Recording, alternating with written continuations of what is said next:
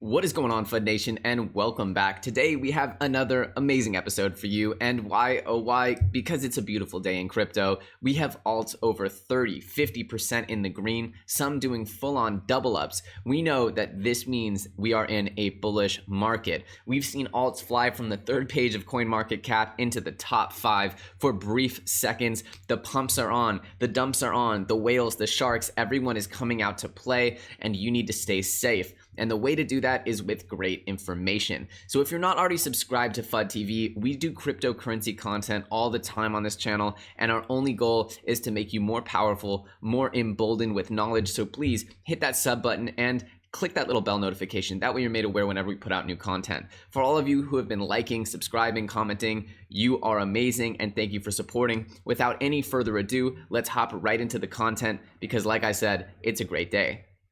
Just starting out here on the markets, we can see that Bitcoin is clawing, holding on to that $8,000 level for its life. And whether it stays here or not, we've seen some pretty talented technical analysts and market analysts predict that Bitcoin is due for some sort of, meaningful pullback. Whether the pullback occurred when Bitcoin flash crashed between mid 8,000s down to 6,600, or whether it's due for another crash in the near future, we know that a big retracement is part of parabolic rises. So that's okay, and that doesn't discourage the long-term vision for this coin. Nonetheless, we see some alts doing some work here as Bitcoin SV. We'll talk about Bitcoin SV as its owner, Craig S. Wright, has just been granted a patent submission, not actually ownership of the patent, as I understand, but a submission to sort of own the rights to the Bitcoin white paper, which is a really big deal. I don't know whether that alone caused this pump, but Bitcoin SV almost doubled up, and now it's down to about a 60% gain.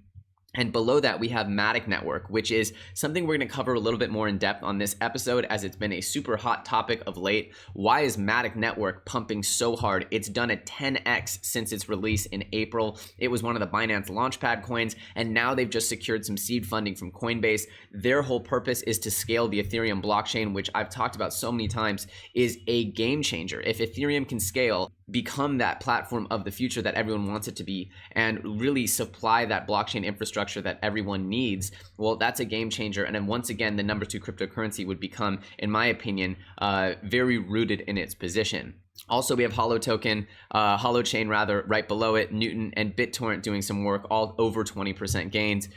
Just a big day in the market. When you see these 30, 50, 60, 100% gains in the market, you just weren't seeing that in the bear market, nothing organic like that. And now we're seeing day after day coins continuing to thrive. Just finishing off the greens, we have Zilliqa, Pundiax, Chainlink, and even Binance doing some work here. I mean, Binance is just a monster these days. Now it's above $30. When I first, put out the Binance Good or Evil video, Binance was about $10, and it's over tripled. And we're going to be doing a lot more focus on altcoins, how to be treating your altcoin portfolios in the very near future. So if you have altcoins that you want me to shout out or take a special look at before I start preparing those videos, leave it in the comment section below. Which altcoins should I be covering? Obviously, I have a laundry list of ones that I like, but maybe I've forgotten, maybe I've overlooked your favorite altcoin, so throw it in the comment section below. Now on to the news. In what I could say is probably one of the biggest pieces of news today, we have the self-proclaimed Satoshi, Craig S. Wright, filing for a U.S. copyright registration over the BTC white paper. Now, the application has been accepted. However, I do believe that it has not been fully granted to Craig S. Wright yet, which, of course, in my opinion, would be somewhat of a tragedy if it was. It's just filing a form. It does not investigate the validity of the claim, the Office of the Copyright in the United States. So there's no official way to challenge the registration. If there are other competing claims, the office will just register all of them. So essentially, other people just need to go and compete with this, I guess. But in the end, this does not in any kind of dispositive way prove that Craig S. Wright is Satoshi. But again, just showing his willingness and his relentless desire to claim being Satoshi. Nonetheless, what we saw here was, of course, Bitcoin SV up nearly 100% yesterday, almost doubling in value up to $100. So yeah, look at Bitcoin SV and maybe back from the dead in some ways, but I personally don't believe so much in the long-term vision for the Bitcoin SV project. It's getting delisted left, right, and center, but we'll have to see. Again, I don't have a crystal ball. I don't see the future. The number 12 cryptocurrency Bitcoin fork may just have more legs in it. In slightly less bullish news, we have word that Stellar's hour-long shutdown, which occurred a couple days ago, is a testimony to the fact that the network isn't decentralized enough. And I sort of agree with this. Stellar is one of those new coins that's trying to use, proof of stake. It's not proof of stake. It's their own custom consensus mechanism. However, there's all these new consensus mechanisms that can really hold the network hostage when they fail.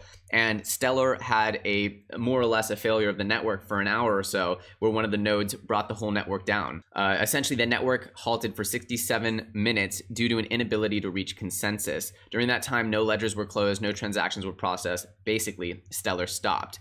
If you think about this, maybe it's not that big of a deal right now because how many commercial entities are thriving and relying on Stellar. But if you saw that Visa went down for an hour, this would be very concerning. We can't have our financial networks going down for an hour.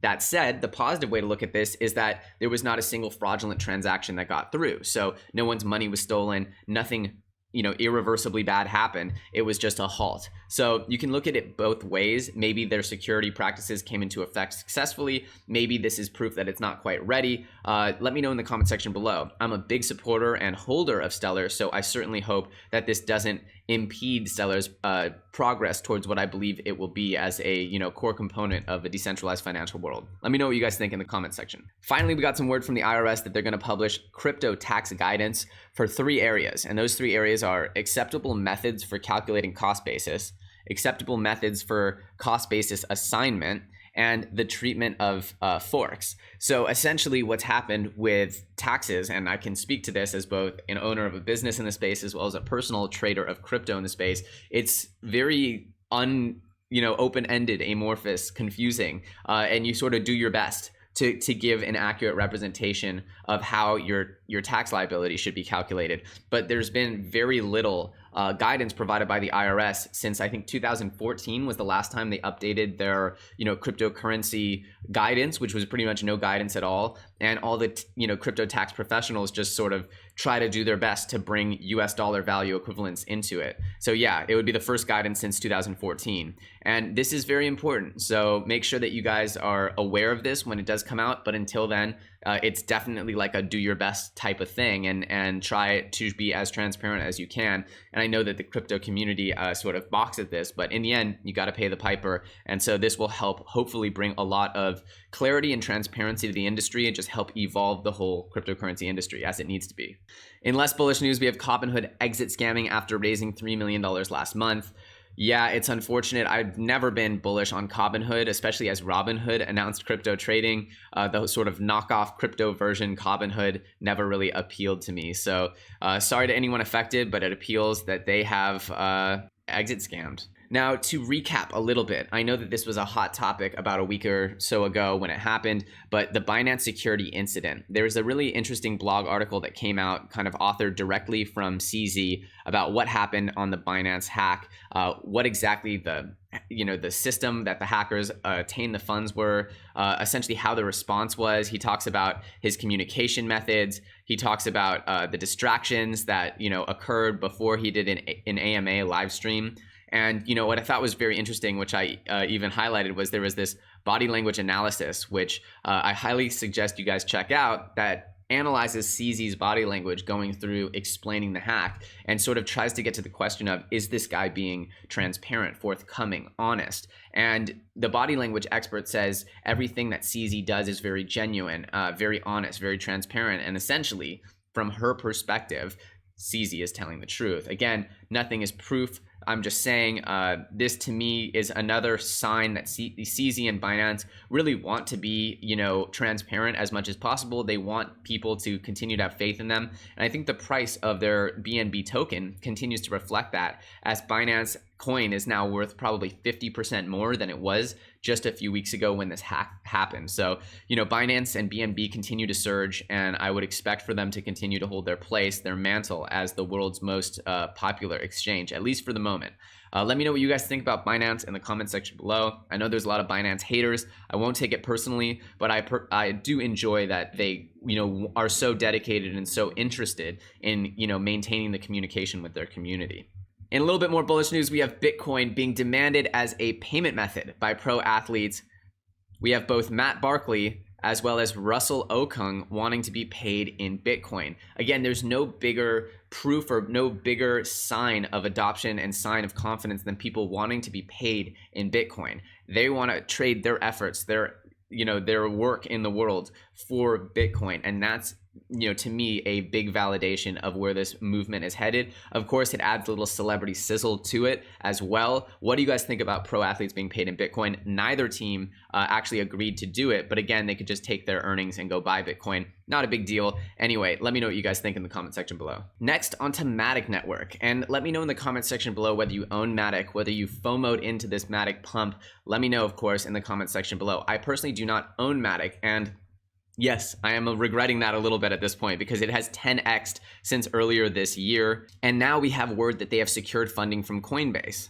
Matic essentially allows for Ethereum to scale by having a new consensus mechanism built into a second layer. I know that's a mouthful, but just understand that it's more infrastructure on the Ethereum blockchain that's trying to solve the question of how can Ethereum really scale to accomplish its goals of being futuristic blockchain infrastructure. And Matic has their own solution they've proposed. I'm personally wasn't that bullish on it, but at the same time, looking at the growth they've made, looking at the investment now from Coinbase Ventures, that to me is a big sign of confidence, as well as they have a strong partnership with Binance. They were a Binance Launchpad token, as well as they're now providing information to Binance. Matic Network has officially joined Binance Info's transparency initiative by sharing project-related information such as news, progress reports on Binance Info. Matic is contributing to keeping the community informed. I'm not fully convinced of any, I don't FOMO in and buy projects when they're up. So Matic's up 1,000%. Would I say to buy it now? Not financial advice, but I would say probably wait for a pullback. At the same time, good for them. They seem to be really moving forward. One of the most talked about, sort of hyped young small coins of 2019, in my opinion. So let me know in the comment section below. Are you holding Matic? Are you excited about it? What do you think is causing the pumps? Let's get into this altcoin season, as it were. And we have New York Stock Exchange filing a proposed rule change with the SEC for Bitcoin. Essentially, they're creating a fund, an investment trust fund, where they're splitting it between T-bills, which are, some of the most risk-averse assets in the world, where you're essentially buying treasury notes from the US government, and they have a 1-year maturity on those treasury bills, and they're mixing it with a Bitcoin fund. So, the most volatile asset with the least volatile asset together. I don't know what they're trying to create here, but it's a very interesting thing that they're doing. And of course, New York Stock Exchange ARCA is behind it. So not exactly a small fish in the world. Let me know what you guys think about this. Just more news of traditional entities adopting Bitcoin, and I think it couldn't come at a better time. These are the types of things that make me excited about the next era of Bitcoin, because they just weren't available during the last bull runs. Whereas, you could see big investment groups, big pension funds, big, the Fidelities of the world starting to go for products like this, create products like this. And it's very exciting because these are the types of products that could lead to huge surges in adoption and Bitcoin price.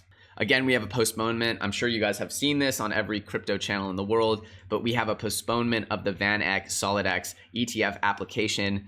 Yes, it got proposed.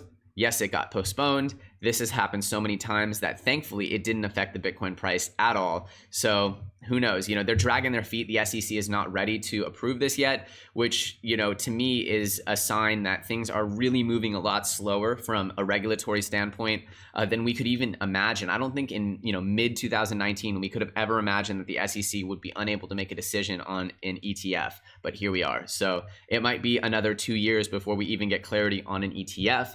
Which means that clarity on all the other parts of the crypto industry could be 5, 10, 20 years away. I don't know. They're dinosaurs right now. Let me know what you guys think about the SEC in the comment section below. And now we have Russia coming in with 2 pieces of news. Russia's delaying adoption of crypto due to the FATF order to legislate Bitcoin. So they have some legislation coming. And then for some reason, we have another article about Russia saying that terror groups are increasingly using cryptocurrency. I don't understand why Russia and crypto are such a part of mainstream crypto news these days. This is just more of an observation on crypto news. Why do you guys think Russia is being so heavily involved in crypto news? Are they're trying to plant the idea that Russia is going to become the next big player in crypto. Do you guys think that Russia is going to start hodling Bitcoin over gold? We've heard those news articles, those sort of leaks before. Do you think there's any truth to it that, Vladimir Putin's out there buying a bunch of BTC, that he's got a bunch of ledgers? I'm very curious what you guys think about this whole Bitcoin Russia phenomenon. It's a very compelling argument for a way that Bitcoin could gain a lot more adoption, as Russia has constantly been in and out of sanctions with the US, so their relationship to the US dollar is fractured. So having something like gold or Bitcoin could be very, very exciting and promising for them. Again, could lead to a huge stockpile of another massive global whale. And finally, I just wanted to cover this. Kraken has a $10 million equity sale with Bank to the Future. I actually interviewed the founder of Bank to the Future, Simon Dixon, here on the channel. It was a really good chat. And this is just interesting. We're seeing the opportunity for people to participate not just on the token side, but in the equity side of projects. And, the equity side, in my opinion, is the more stable, the more, fruitful side.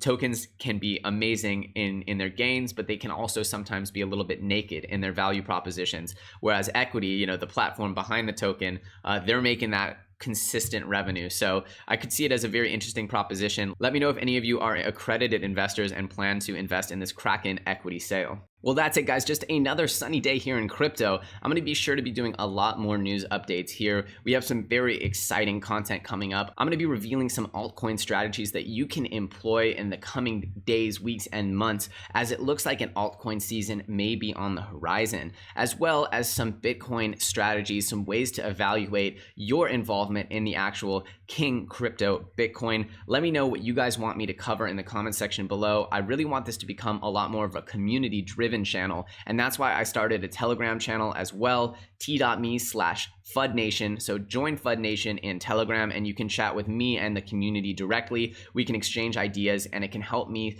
sort of curtail the content to being more helpful to the concepts that you guys want me to cover. As always, I appreciate you guys watching. If you enjoyed this episode, hit me with a comment and a like. And if you're not subscribed to FUD TV, go ahead and hit that sub button. I'm Elio Trades, you're watching FUD TV, and I'll see you very soon on the next episode.